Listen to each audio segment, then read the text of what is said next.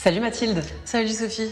Aujourd'hui, j'aimerais que tu me proposes un exercice pour travailler le bas du dos. C'est vrai que je sens que j'ai pas toute la mobilité, notamment quand je mets la ceinture de sécurité. Je sens que ça bloque un peu.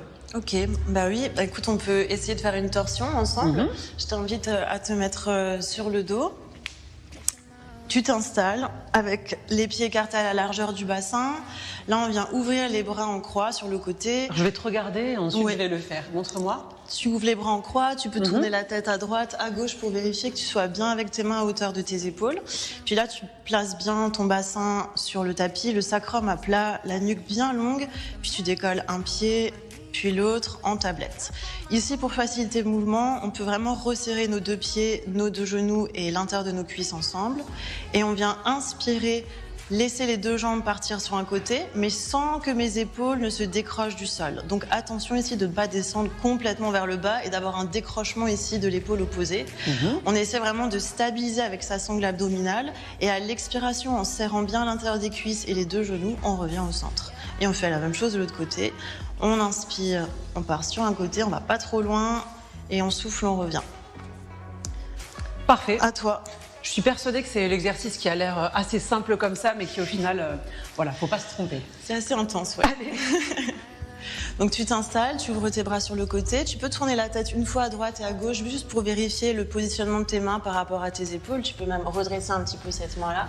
Voilà, tu places ton sacrum bien à plat et la nuque bien longue, comme si tu voulais créer un léger double menton. Voilà, tu sens l'arrière du crâne, le sacrum à plat et puis tu décolles le pied droit. Doucement, voilà, tu alignes bien ton genou au-dessus de ta hanche et ensuite on vient décoller le pied gauche. Parfait. Position de la tablette. Ici, on resserre l'intérieur de ses genoux, ses deux chevilles, l'intérieur de ses deux cuisses. Imagine que tu serres une feuille de papier imaginaire entre tes deux cuisses et tu ne voudrais surtout pas que cette feuille de papier tombe. Tu inspires, tu laisses tes deux jambes partir vers la droite sans que tes genoux ne se séparent, sans que tes genoux ne se décalent. Attention à ce que l'épaule gauche ne se décolle pas. Et en soufflant, tu reviens sur ton sacrum. C'est bien ce que je disais, ça a l'air simple, mais ça l'est pas forcément. Tu inspires, tu descends vers la gauche, fais attention à ce que tes genoux et tes pieds ne se décalent pas et tu serres la sangle abdominale, tu rentres le ventre, très bien. Et inspire, tu descends. Voilà, les deux genoux restent ensemble et souffle, on revient sur le sacrum. Le souffle, c'est important de souffler quand on revient ou ça pas... Si, ça change quoi? En fait, ça change parce que l'intention sur la sangle abdominale est différente. Si on voulait plus faire un stretching, si on voulait étirer cette zone, je t'aurais plutôt demandé d'expirer en descendant. Et là, c'est l'inverse. Là, c'est j'expire quand je remonte pour solliciter un peu plus mon transverse. Garde bien les deux genoux joints. Voilà. Imagine cette petite feuille de papier qui est resserrée entre tes deux genoux. Et tu vois, quand les genoux passent sur un côté, on a légèrement ce petit ici qui se décolle. Et c'est ça qui va activer l'oblique. Voilà. L'oblique, c'est le muscle de la taille. Et tu fais une petite pause. Parfait.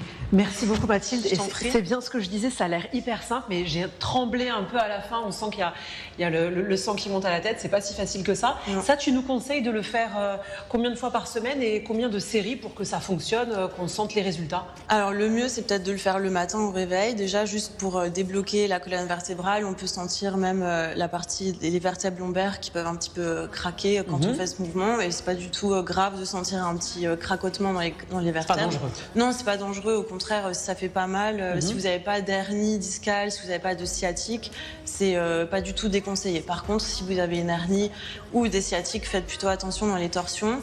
Peut-être à éviter. Mais ce qui est le plus important, c'est vraiment de sentir la sangle abdominale et d'avoir ce retour où on vient presser sur son sacrum, où on maintient la nuque bien stable avec l'arrière du crâne en pression. Et puis les épaules qui ne se décrochent jamais. Les épaules sont un bon indicateur dans le mouvement pour savoir si on est allé trop loin ou pas avec les jambes. Puisque les jambes pèsent, souvent avec la gravité, on emporte trop facilement les jambes sur le côté. Donc tous les matins, combien de fois? Je dirais on peut faire déjà 5 répétitions de chaque côté, ça fait une dizaine, c'est déjà pas mal. Merci beaucoup Mathilde. Je t'en prie.